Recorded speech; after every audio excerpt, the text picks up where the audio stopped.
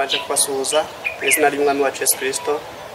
Uko bisanzwe tumaze iminsi tuganira, kuko tumaze iminsi tuganira rero amazina yanjye n'Imana irafasha Emmanuel. Uyu munsi nanone nongeye kwifuza ko tuganira ku ijambo ry'Imana tumaze iminsi tuganiraho. Twahereye mu itangiriro turebera hamwe mu iremwa ry'isi ndetse n'irimbuka ry'isi ya mbere. Uyu munsi tugarutse twongera kurebera hamwe mu byo tumaze iminsi tuganira, hanyuma tukomeza no kuza kuganira ku ntego ivuga ko ku rugendo rw'agakiza ndetse n'intambwe yo kwizera umuntu ashobora kubasha gutera. Rero reka n'ubundi dutangire twiragiza Imana kugira ngo ize kubana natwe muri iyi gahunda. Data wa twese uri mu ijuru, izina ryawe ryubahwe, ubwami bwawe buze, ibyo ushima n'ibyo ushaka bibe mu isi nk'uko biba mu ijuru. Uyu munsi wa none twongeye kuza imbere y'amaso yawe, tugaruye no kuganira ku ijambo ryawe.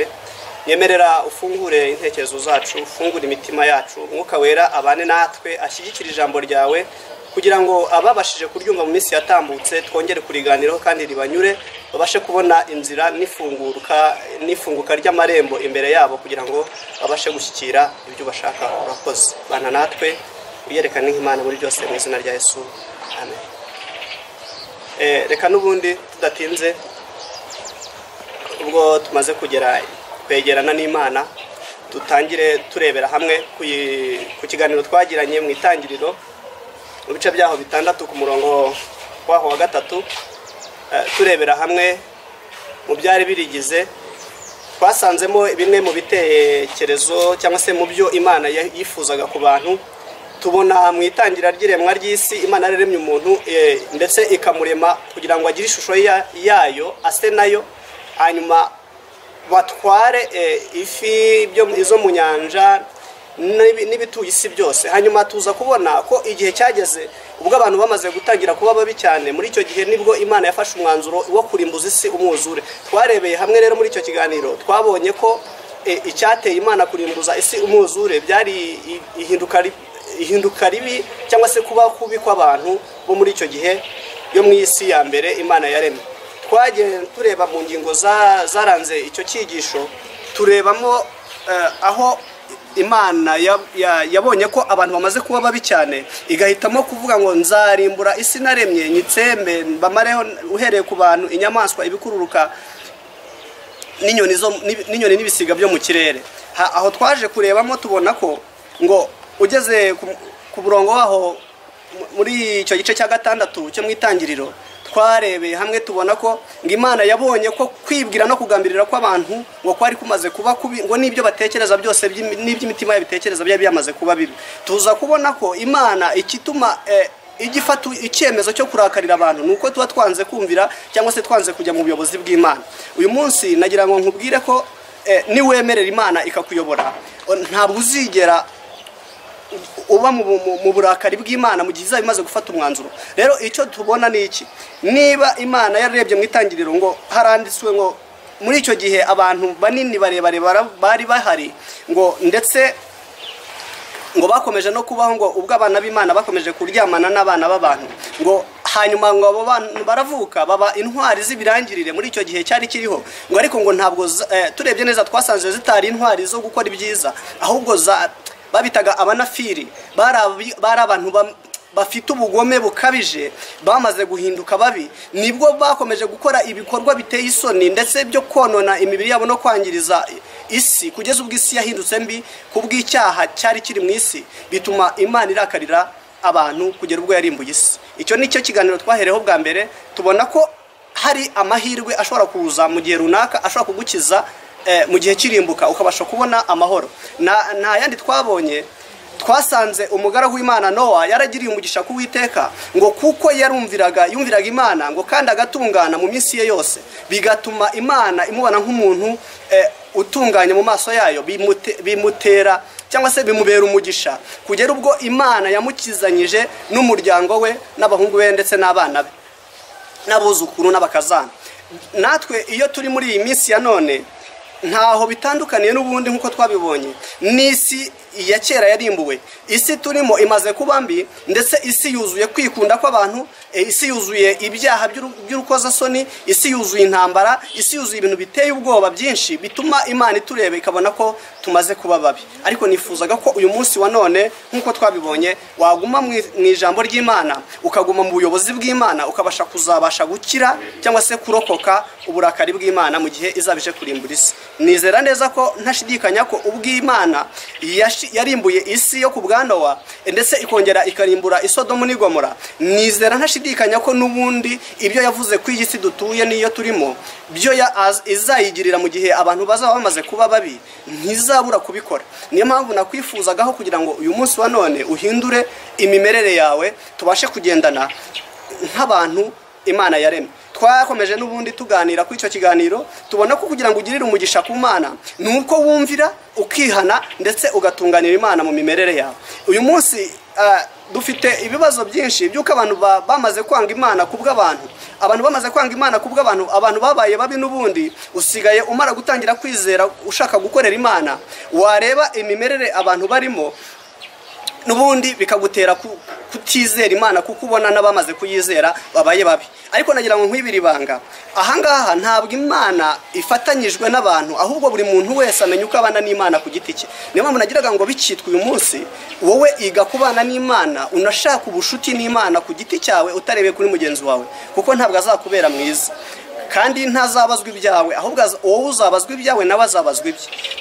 Niyo mpamvu hano twabonye ko ngo ku murongo waho mu gice cy'itangiriro, mu gitabo cy'itangiriro ku gice cya 6 ku murongo waho w'umunani hakomeza havuga ibijyanye n'urubyaro rwa Nowa, ndetse hakomeza hatubwira ngo Nowa yari umuntu utungana, ndetse ngo mu gihe cye yabanaga n'Imana kandi agatungana rwose. Rero uyu munsi nawe niba ushaka gukira, niba ushaka kubona amahoro, iga kubana n'Imana, wige gutunganira Imana, kandi iminsi yawe yose ube ugaragare uboneye mu maso y'Imana. Bizaguhesha kuba umwe mu bagirira umugisha kuwiteka. Turebye n'ubundi muri urwo ruhande, muri icyo gitabo cy'itangiriro nibwo twabonye neza ko Imana mbere na mbere yaremye umuntu, hanyuma irema ibikurikiraho ngo ikajya ibona ko ari byiza, yishimira kubirema. Natwe uyu munsi turiho kuko yashimye ko tubaho kandi ikanezezwa n'imibereho yacu. Yaduhaye ibyo gutwara harimo ibituye isi, kandi bitwereka neza ishusho nyayo y'Imana. Ubushobozi bw'Imana bugaragarira mu byo yaremye. Niyo mpamvu nagira ngo nawe nujya gutangira kwizera Imana cyangwa kuyikorera, wige ku byo yaremye, ubirebesha amaso yawe, hanyuma uraza kubonamo ubushobozi bw'Imana, uhitemo kuyizera. Reka dukomeze n'ubundi tureba kuri iyi nkuge yo ku bwa Nowa. Inkuge yo ku bwa Nowa yagaragaye nk'inkuge ibaje mu biti, kuko twarabibonye no mu kiganiro twagize. Ariko iyi nkuge nagira ngo nkubwireho gato, iyi nkuge twabonye yo ku bwa Nowa igereranywa n'agakiza dufite uyu munsi muri iyi si ya none, ariko twahawe na Kristo. Noneho Kristo we akatubera inkuge kugira ngo mu gihe tumwizeye, twizeye imirimo yakoze, bikadutera kwizera uwamutumye ariyo Mana, bikadutera gukunda bagenzi bacu kuko ari abavandimwe tumaze kubona ko dufitanye isano ikomeye kuva ku Mana.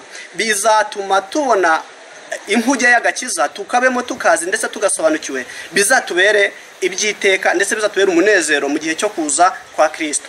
Twamaze kubona byinshi, twabonye imirimo n'ibitangaza Imana igenda ikora. Bamwe turabizi ahubwo tujya tubyirengagiza kubera ko twamaze kubona wenda abantu baratubereye babi, bigatuma twebwe ubwacu tutagishobora kwizera Imana. Ariko nagira ngo nkugarurire icyizere uyu munsi. Ni wagendana n'Imana neza, ni inyungu ku buzima bwawe, bitari kuri mugenzi wawe wakubereye mubi, ahubwo ni inyungu ku buzima bwawe. Icyambere, kubaha Imana bibamo amahoro. Icyakabiri, kubaha Imana bituma umuntu abasha gufunguka, intekerezo zikajya ku murongo, akabasha kureba ejo hazaza he, akabasha gutegura iby'ubuzima bwe n'ibibazo yahura nabyo muri urwo rugendo. Iyo yizera Imana kandi akabakijijwe, ntabwo bimugiraho uruhare, ahubwo wagira uruhare ku bibazo bye, akabasha kubona uburyo bwo kubikemura. Bimutera amahoro yo mu mutima, bigatuma abasha gutsinda ibigeragezo n'ikindi icyo ari cyo cyose cyaza kimugana.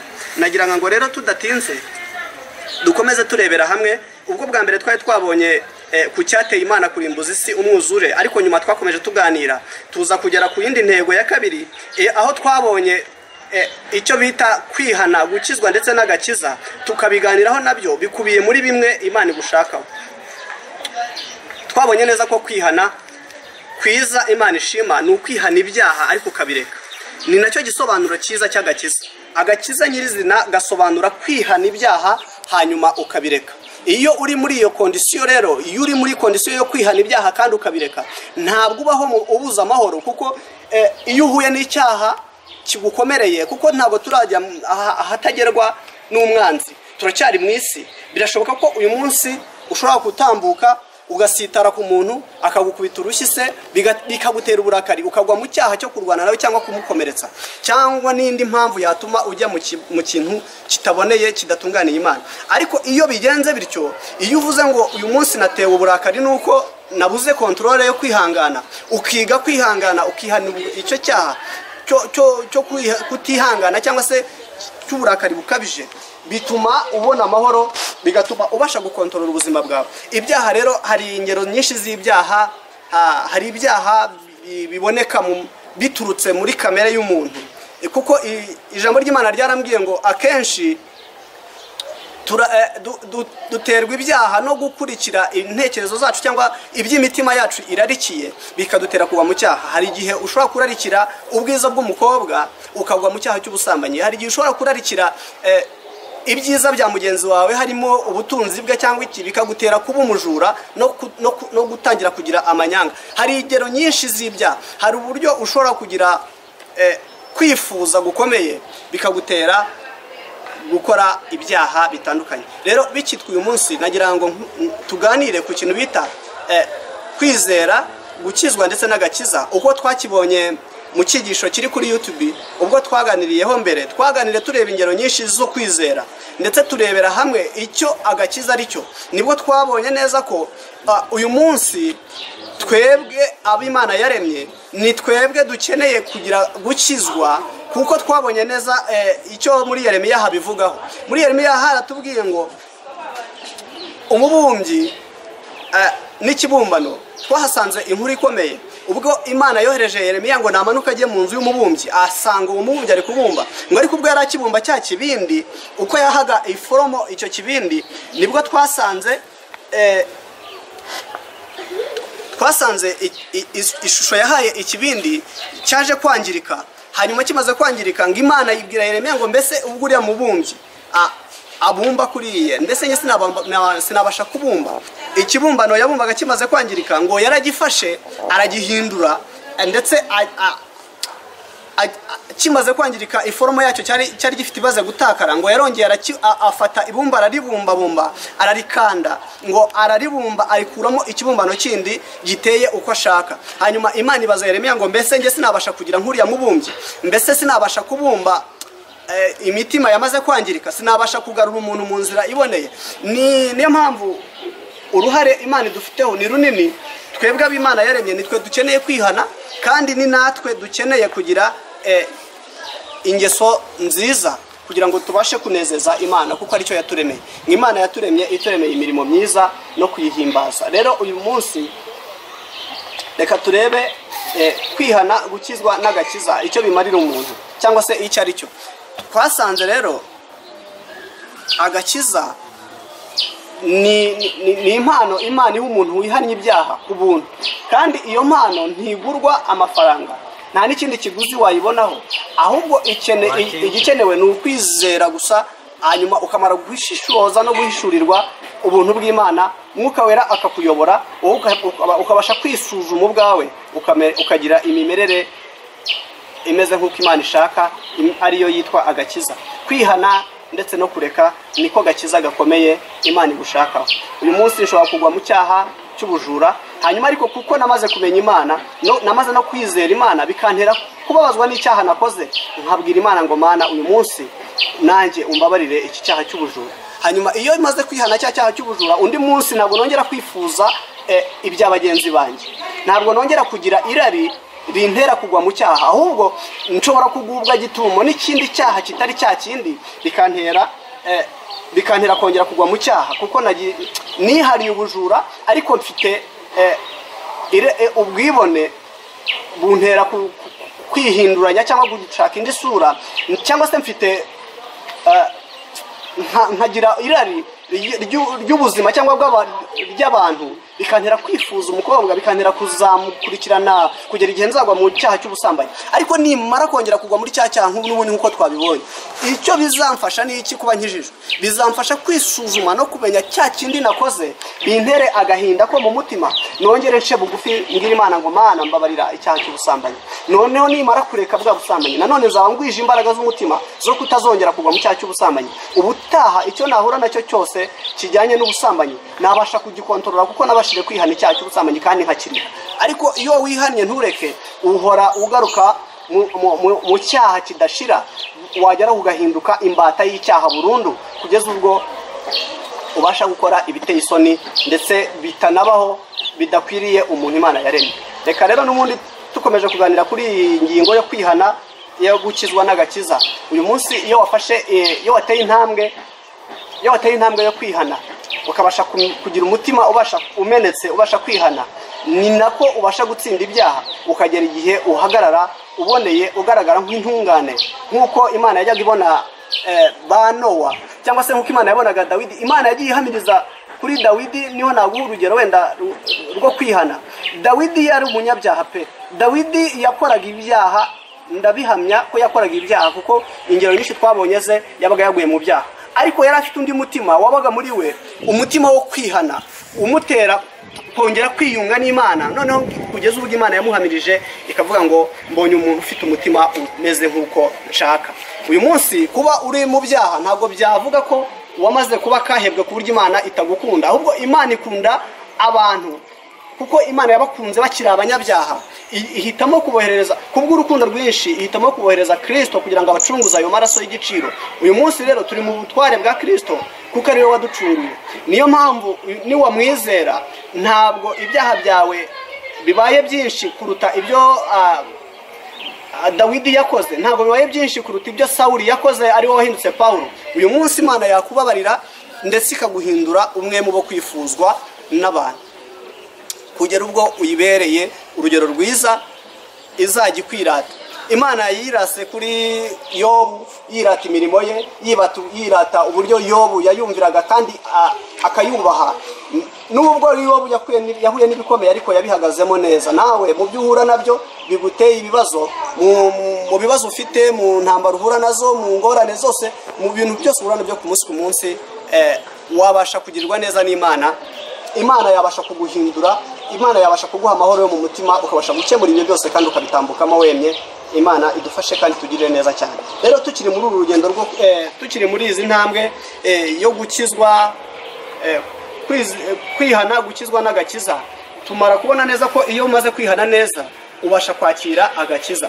Iyo umaze kwakira rero ubasha gukizwa. Wamara gukizwa, mu gukizwa kwawe niho utangira kureka gukizwa bya bindi byose byari bikubase, ubusinzi, ubusambanyi, kuroga, inzika, ishyari, ibindi n'intambara zitashira, amatiku n'inzangano zo mu mutima. Ibyo byose umaze kubikizwa, umaze gukizwa nyine ubasha kwakira agakiza, ariko Kristo noneho kagakiza uwakiriye kakakubera urugendo rurerure ruzagushyitsa ku bwami bw'Imana. Imana idufashe kandi tugirire neza. Rero uyu munsi nifuzaga ko n'ubundi nk'uko wagiye ureba ibyanditswe byera biri kuri YouTube, ukagenda ubireba ariko ubitambukaho, nagira ngo uyu munsi n'ubundi dufatanyirize hamwe kugenda dusubiramo muri ibyo ngibyo kugira ngo tubiganireho. Ushobora kugira ikibazo wibaza, cyangwa se ukeneye gutanga inyunganizi ku byo turi kuganiraho, ntabwo uhejwe, wemerewe kujya muri komenti ugashyiramo ibyifuzo byawe, ibyo wibaza n'ibyo ukeneye kubaza, hanyuma natwe tukabasha kuganira ku ibyo ngibyo wabajije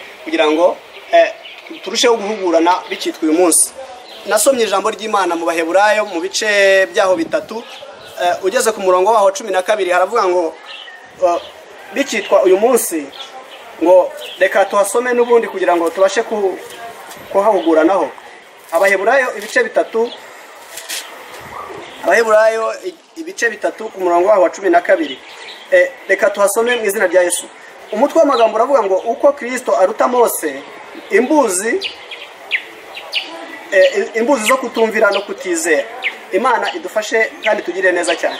Tukiri muri uyu mwanya wo kwihana, twarebye ingero nyinshi zo kwihana, tureba n'icyahesha umuntu amahoro mu bice byinshi twagiye dusoma, ndetse hari aho twagiye dusoma tubona ko ngo Imana igireka abantu tugakora iby'imitima yacu irarikiye, ngo kuko yaduhaye amahitamo, ariko ngo kubw'urwo rukundo rwinshi yadukunze, niyo mpamvu idusaba kugira ngo duhinduke, kuko itifuza ko hari n'umwe warimbuka. Imana idufashe. Reka rero dusome n'ubundi hano mu Baheburayo mu gice cyaho cya 3 ku murongo waho wa 12.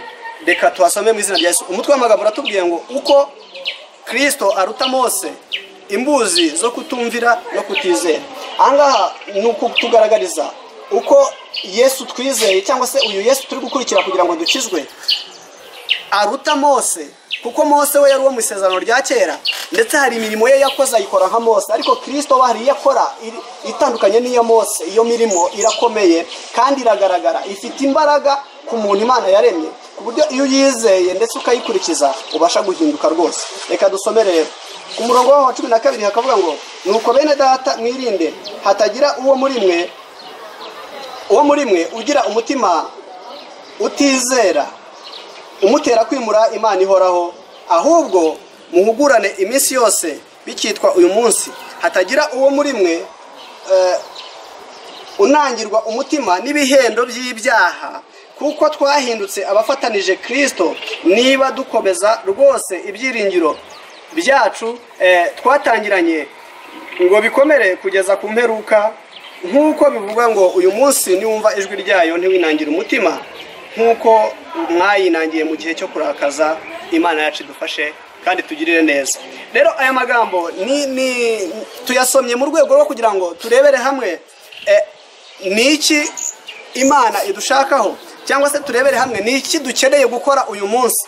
Uyu munsi icyo dukeneye gukora rero nta kindi, ni uguhugurana ku byanditswe byera, ni uguhugurana ku bifite umumaro, ni uguhugurana ku bijyanye n'iby'Imana dukeneyeho, kugira ngo tubashe kuhinduka abafatanije Kristo. Ni iki tubwirwa hano turabwirwa ngo nuko bene data mwirinde hatagira uwo muri mwe unangirwa umutima n'ibihendo by'ibyaha.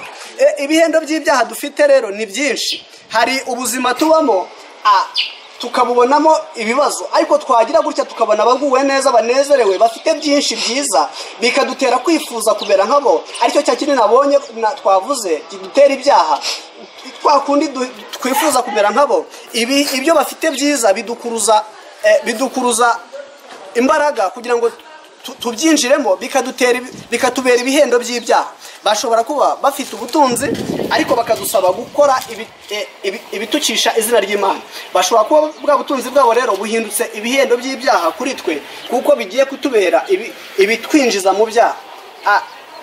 Ngo umuntu agwa mu cyaha iyo akuruwe n'icyo ararikiye, niko ijambo ry'Imana ribivuga. Hano rero tubonye neza ko ngo nuko bene data mwirinde hatagira uwo muri mwe ugira umutima mubi utizera umutera kwimura Imana ihoraho.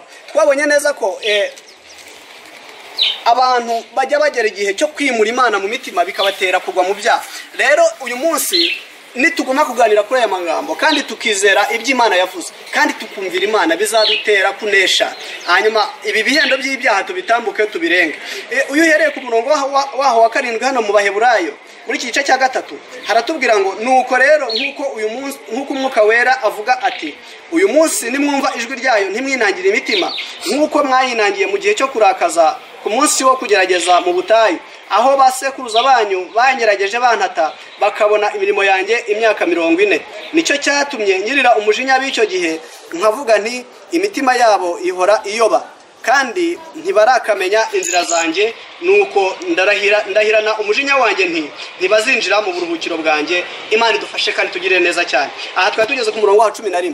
Rero ahangaha hatubwiye amagambo akomeye kandi yihuse. Haravuga ngo uyu munsi niwumva ijwi ry'Imana ntiwinangire umutima, nk'uko basogokuruza bacu bayinangiye mu gihe cyo kurakaza mu butayu, ngo bikabatera kwimura Imana ihoraho, ngo hanyuma bigatuma Uwiteka ahora binangiye imitima ku munsi wo ntimwinangire imitima, nk'uko basekuruza banyu mwayinangiye mu gihe cyo kurakaza ku munsi wo kugerageza mu butayu, aho basekuruza banyu bangerageje bantata bakabona imirimo yanjye imyaka 40. Ahangaha nagira ngo tuhaganireho gato. Imana itubwiye ku mutwe w'amagambo ngo uko Mose cyangwa se uko Kristo aruta Mose, rero n'imbuzi zo kutizera cyangwa kutumvira. Rero hano tuhasomye neza tubona bimwe mu by'Imana yakoreye abantu ba kera abo Mose yari ayoboye. Tuzi neza twese tudashidikanya ko Mose yari ayoboye Abisirayeli mu gihe cyo bavaga kwa Farawo. Hanyuma ngo hano tubonye ngo kutizera no kunangira imitima kwabo ko mu butayu. Ahangaha niho habonye ngo babonye imirimo y'Imana imyaka 40. Bishatse kutubwira iki rero? Nuvuga ngo iyo turi mu buyobozi bw'Imana harimo umudendezo, habaho kudahata umuntu gukora ibyo Imana ishaka, ahubwo habaho kumvira no kwizera bikamutera gukora ibyo Imana ishaka.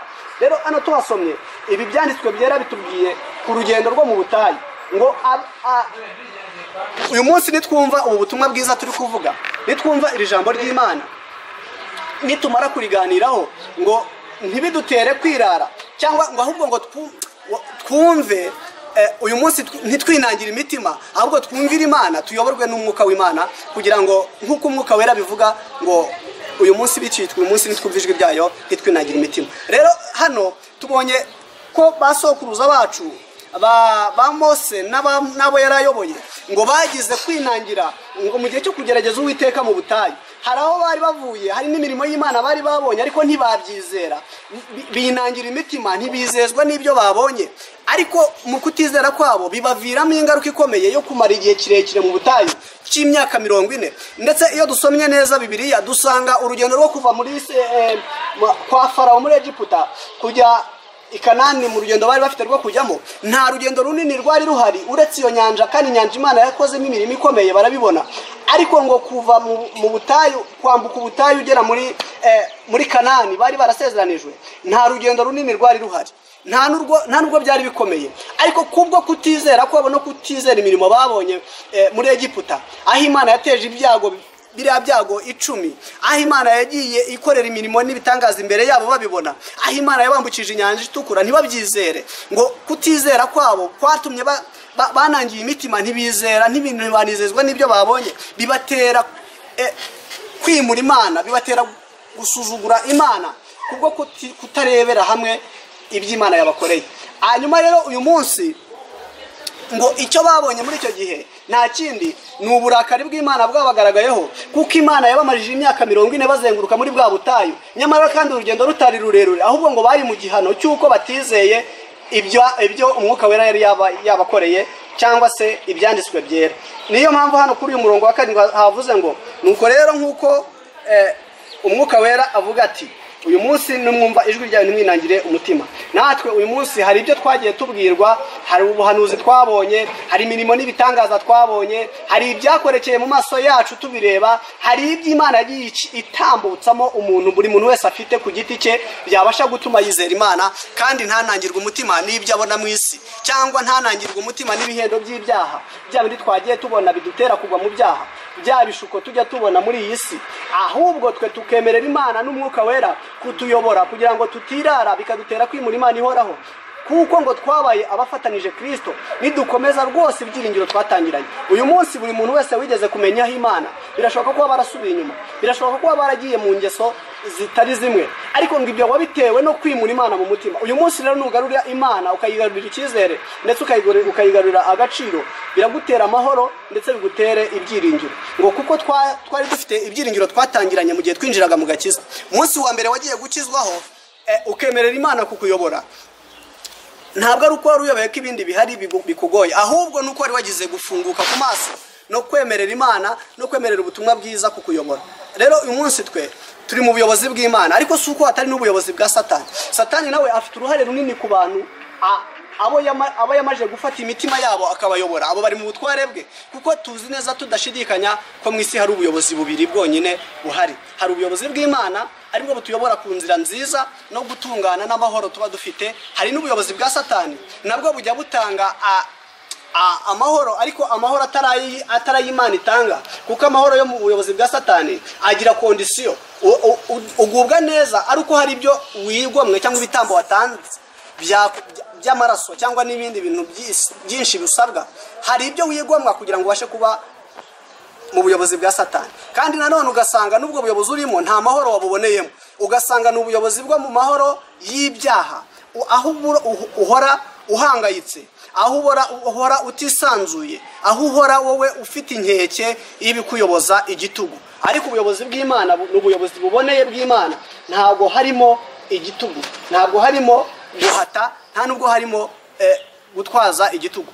Imana ituyoboza ubugwa neza kuko ijambo ryayo riri iratubwira ngo uyu munsi niwumva ijwi ryayo ntiwinangire umutima, nkuko basekuruza bayinangiye mu gihe cyo kurakaza mu butayu, ikabatera kubona imirimo y'Imana imyaka 40. Iriya myaka 40 bamaze mu butayu, ikikwereka ko yari imyaka Imana yashakaga kugira ngo ibigishe, nuko ngo nta wigeze abona indi myambaro cyangwa inkweto zo kwambara, ngo ariko inkweto bari bafite mu myaka 40 bamaze n'imyambaro bari bafite ntibyigeze bisaza n'umunsi warimo. Nuvuga ngo ya myaka 40 niyo mpamvu ijambo ry'Imana yatubwira ngo umunsi umwe ku Mana uhanye n'imyaka 1000.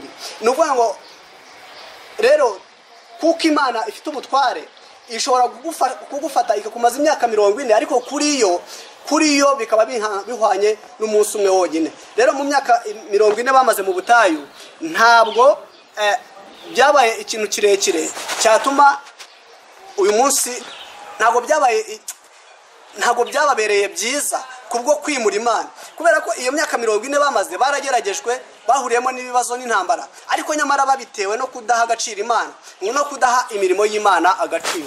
Uyu munsi rero mu kwizera gukizwa n'agakiza dusangamo ingingo nyinshi, tugasangamo ibyo dukeneye byinshi. Icyo dusabwa cya mbere ni iki rero? Ni ukumvira umwuka w'Imana. Bikitwa uyu munsi ijambo ry'Imana wumvise, intambwe ntoya watera ukabasha guhindura imimerere yawe, ukabasha kubaho nk'uboneye kandi nk'utunganiye Imana. Ngo nicyo cyatumye Imana ibareka ngo bakurikize ibyo bararikira, ngo batwarwe na za kamere zabo, kuko Imana ntabwo itwaza igitugu. Iyo wanze kumvira Imana, Imana irakureka.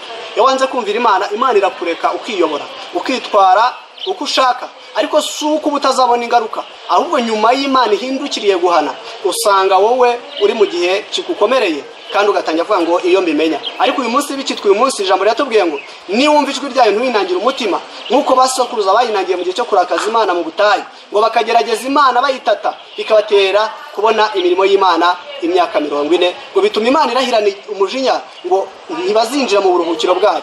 Kandi koko niko byagenze. Abisiraheli bamaze igihe kinini mu butayu, ariko mu gihe bahamaze nta nyungu babonye, ahubwo babonye imibabaro gusa, kuko inyungu yabo yari ukugera muri Kanani, ariko ntibabashije kuhagera kubw'igihano cy'Imana no kutumvira Imana. Ababashije gukorana n'Imana neza, abagiriye umugisha k'Uwiteka, nibo babashije kugera mu gihugu cy'i Kanani. Uyu munsi turi mu rugendo rurerure, turabwirwa kuzajya mu ijuru, turabwirwa kuzahinduka abera, turabwirwa kuzabona imirimo n'ibihembo abera bazabona, ariko ntituzabigeraho nitutumvira Imana, ntituzabigeraho nitutumvira ubwami bw'Imana, ntituzabigeraho nitutayoboka imiyoborere y'Imana. Kandi imiyoborere y'Imana ntabwo itwaza igitugu rwose, kandi ntinagoye. Nta kimana igusaba gutanga nk'igitambo cy'amaraso, ahubwo ikigusaba ni ukwizera no gukizwa no kwihana ibyaha ukabireka. Imana idufashe kandi tugire neza. Reka dukomeze n'ubundi tureba, tuvuye kuri izi ngingo ivuga kwihana, gukizwa n'agakiza. Uyu munsi wabasha kubona agakiza. Twabonye ko agakiza dukeneye muri iyi minsi ya none ni Kristo, ni intambwe ya Kristo agutejeje kugira ngo ubashe kugera mu kwizera no gukiranuka. Imana idufashe kandi tugire neza. Uyu munsi bikitwa uyu munsi wahindura imimerere yawe, nawe ukitwa umwana w'Imana. Iri jambo riravuga ngo abamwizeye bose bahawe ubushobozi bwo kwitwa abana b'Imana. Abizeye izina rya Kristo bose bahawe ubushobozi bwo kuba abana b'Imana. Ntabwo turi abakozi b'Imana bisanzwe, ahubwo turi abana b'Imana, turi abaragwa b'ubwami bw'Imana. Iyo twizeye amagambo Imana itubwira, iyo twizeye imirimo n'ibitangaza Imana ikorera muri twe hagati, bikadutera gukizwa no gukiranuka no kwihana ibyaha tukabireka. Imana idufashe rero kandi Imana itugire neza. Reka dukomeze n'ubundi tureba ku ntambwe n'urugendo rw'agakiza, icyo umuntu akeneye kugira ngo abashe gutera intambwe yo kwizera Imana. Birashoboka ko wagiye wumva ubwirwa gukizwa, ubwirwa iminsi myinshi, ukabwirwa kwihana, ariko ukabona ntibigushobokera. Ariko niwamara gutera intambwe yo kwinjira mu bushobozi cyangwa kwinjira mu kwanza kwiga Imana no kuyimenya, ukamenya ibyo Imana ikunda n'ibyo yanga, uzabasha kuba mu buyobozi bw'Imana kandi uzabutambukamo wemye. Niyo mpamvu rero n'ubundi nituba mu buyobozi bw'Imana, nitwemerera Imana kutuyobora, bizadutera amahoro yo mu mutima kandi bizadutera kunesha ibyaha. Kandi iteka ryose nubwo tutaniriwe tujya kure, iyo urebye umuntu ukijijwe cyangwa ku muntu wigeze gukizwaho, iyo uri mu gakiza, ukijijwe neza, uri kugendana n'Imana, uba ufite amahoro pe. bitasubirwaho uba ufite amahoro.